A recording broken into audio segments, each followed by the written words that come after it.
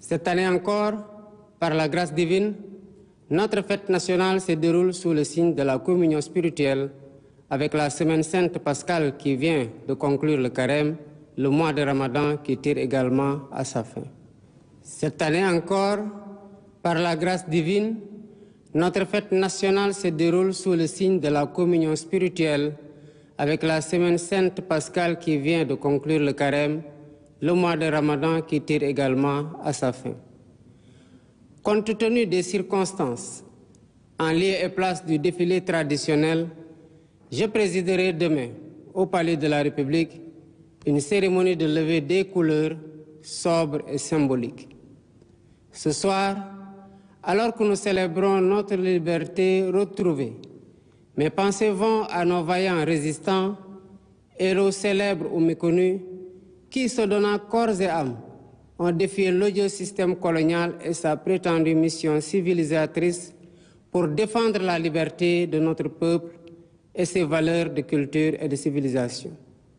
Je voudrais également saluer avec respect et affection nos anciens combattants qui ont sacrifié leur jeunesse loin de leur famille au prix de leur liberté et de leur vie.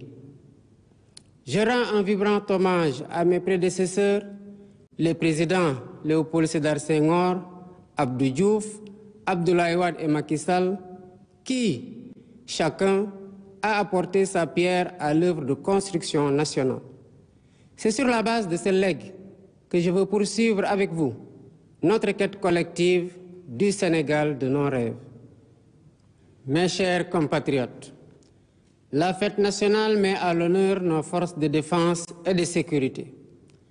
À vous, officiers, sous-officiers et militaires du rang, qui avez choisi le métier risqué des armes, je réaffirme la reconnaissance de la nation.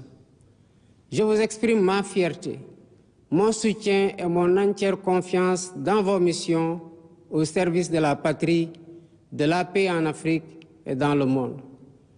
Je salue la mémoire de nos djambars tombés au champ d'honneur et souhaite prompt rétablissement aux blessés. L'État restera toujours solidaire de leurs familles avec soin et compassion. Le thème de cette édition, les forces armées au cœur de la cohésion nationale, nous interpelle par son actualité et sa pertinence. Il nous rappelle qu'au-delà du cérémonial, la fête nationale est surtout l'occasion d'une introspection individuelle et collective sur notre commun vouloir de vie commune. Nos forces de défense et de sécurité, sous le concept armée-nation, symbolisant la diversité et la cohésion de leurs composantes socio-culturelles, nous offrent un bel exemple de ce que doit être le vivre ensemble sénégalais.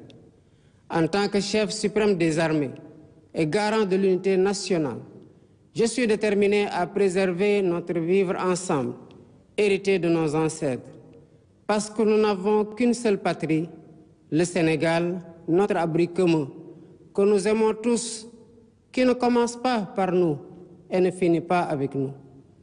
Dans cet esprit, mon rôle, et je l'assume pleinement, est de tendre la main à toutes et à tous pour rassembler, rassurer, apaiser et réconcilier afin de conforter la paix, la sécurité et la stabilité indispensables au développement économique et social de notre pays. De l'Est à l'Ouest, du Nord au Sud, je souhaite que notre cher Sénégal reste uni et indivisible, en paix, en harmonie avec notre devise nationale, un peuple, un but, une foi. Nous le devons à nous-mêmes, nous le devons à nos enfants, nous le devons aux générations futures. C'est pourquoi notre vibrante jeunesse, cœur battant de la nation, restera au centre de mes préoccupations. Chers jeunes du Sénégal, je fais mien vos rêves, vos aspirations et vos ambitions légitimes de réussir pour être utile à vous-même, à vos familles, à vos communautés et à votre pays. L'éducation, la formation au métier, l'emploi, l'entrepreneuriat des jeunes et des femmes restent des défis majeurs à relever.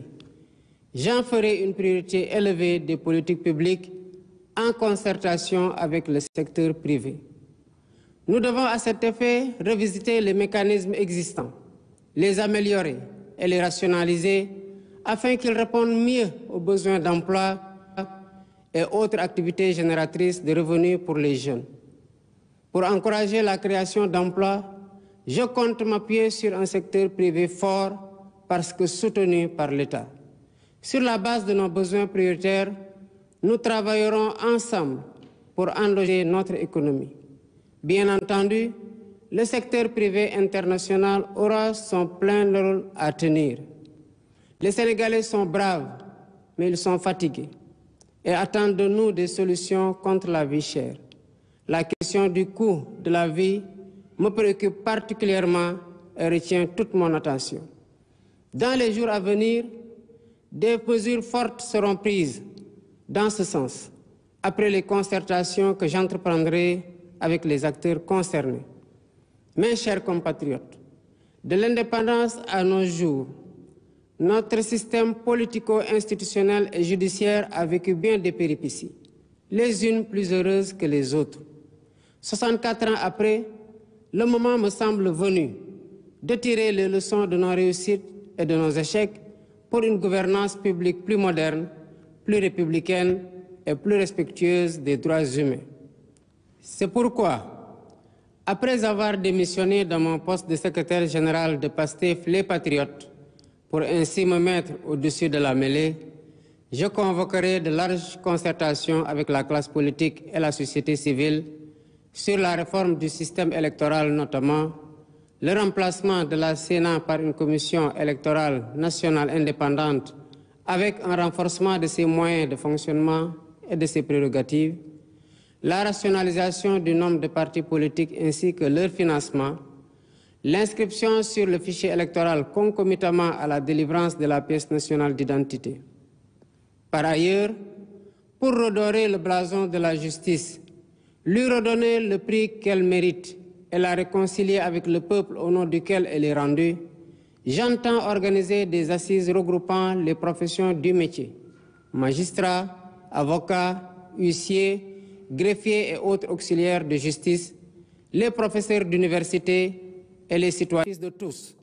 J'entends instaurer une gouvernance vertueuse fondée sur l'éthique de responsabilité et l'obligation de rendre compte. En outre, j'engagerai sans tarder une politique hardie de bonne gouvernance économique et financière par la lutte sans répit contre la corruption, la répression pénale de la fraude fiscale et des flux financiers illicites, la protection des lanceurs d'alerte, la lutte contre le détournement des deniers publics et le blanchiment d'argent, l'amnistie des prête-noms et leur intéressement sous condition d'autodénonciation, la publication des rapports de l'IGE, de la Cour des comptes et de l'OFNAC. De même, l'exploitation de nos ressources naturelles qui, selon la Constitution, appartiennent au peuple, retiendra particulièrement l'attention de mon gouvernement.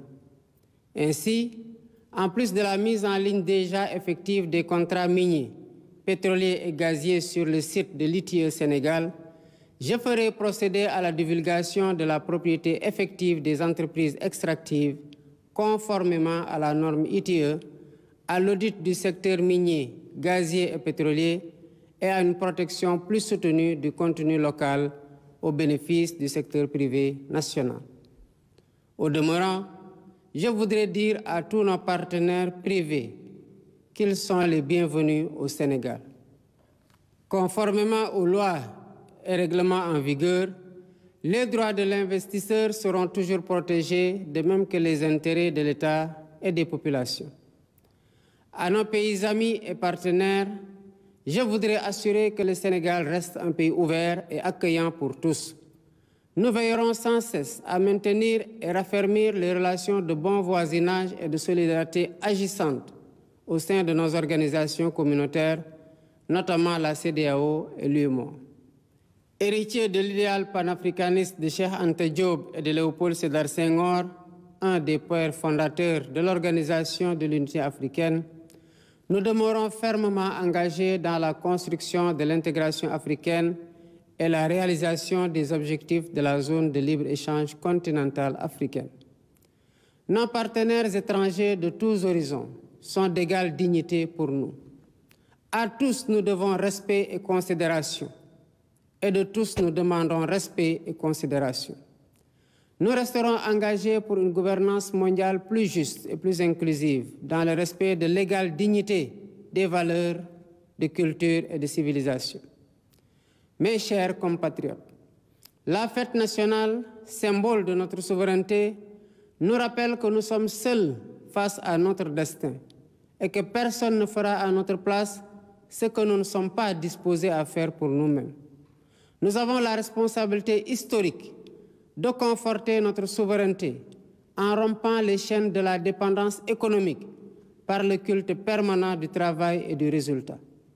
Dans cet esprit, l'administration doit agir à tous les niveaux de façon plus accueillante et plus efficace pour les usagers du service public. Nous devons bannir de nos pratiques les procédures et formalités indues qui altèrent l'efficacité de l'État. Dans cet objectif, j'entends investir massivement dans la digitalisation des services et des procédures administratives. De même, il y a urgence à gagner notre souveraineté alimentaire en investissant plus et mieux dans l'agriculture, la pêche et l'élevage, les trois mamelles nourricières de notre pays. Je tiens particulièrement à ce que les subventions substantielles dépensées chaque année dans la campagne agricole bénéficient aux véritables producteurs et non à des acteurs intermédiaires. En définitive, mes chers compatriotes, l'indépendance que nous célébrons demain est certes un événement festif, mais aussi et surtout un test de résilience et de grandeur pour la nation. Notre mérite et notre honneur, c'est de réussir l'épreuve en affichant une confiance résolue en nous-mêmes pour vaincre nos peurs et nos doutes, surmonter les obstacles devant nous et poursuivre ensemble notre marche solidaire vers notre destin commun, main dans la main, épaule contre épaule. C'est à cela que je vous invite dans la communion des cœurs et des esprits. Vive le Sénégal en paix et en sécurité, unis, libres et prospères. Bonsoir et bonne fête de l'indépendance. Président de la République, Bassirou Diomaye Diakhar Faye, la version française à présent. Voici la version en Wolof du président de la République. Mbokki Sénégal,